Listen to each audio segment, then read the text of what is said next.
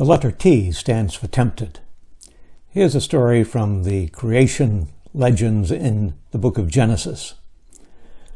The serpent said to the woman, "You will not die, for God knows when you eat of the fruit, your eyes will be opened, and you will be like God, knowing good and evil."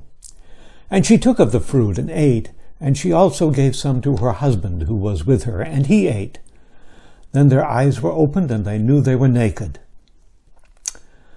Our inner critic is enjoying this pandemic period. That extra slice of pie won't hurt you. Go ahead, have another beer. So you forgot your mask. You're only going to Walgreens.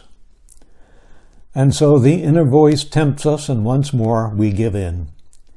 It looks so tempting to go out for a walk, and now the beaches are open again. No one will be up at the lake right now. We can slip up there and put the dock in. And so we do.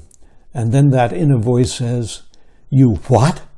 You were so thoughtless that now you have probably carried that COVID back here with you. How could you do that?"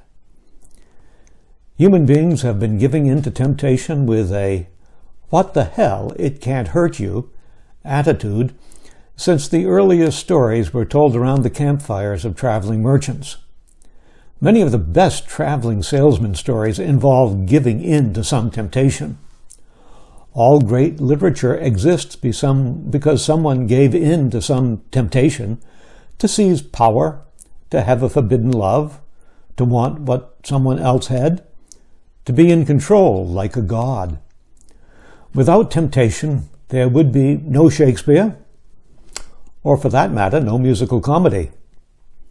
Yet there is certainly one temptation it is worthwhile to resist: the human tendency to devalue oneself, to give in to the idea that your life has no meaning or purpose.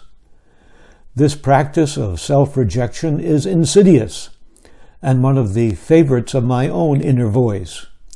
"You never could do anything right," it whispers as I hit the nail and the nail bends.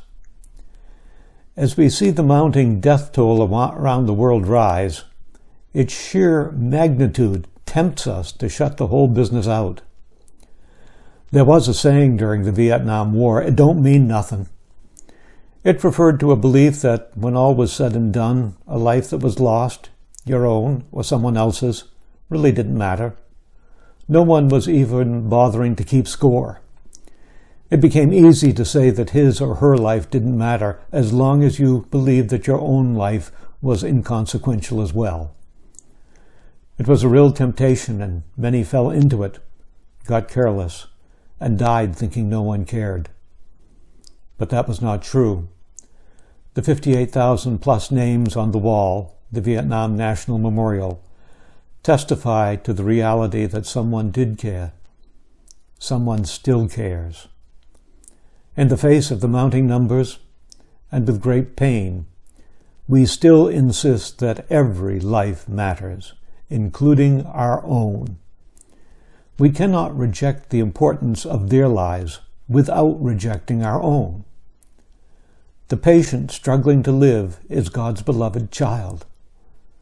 The nurse by the bedside is God's beloved child. The weeping mother is God's beloved child. To affirm them and the reality of their loss and our loss is to affirm our place as God's beloved child.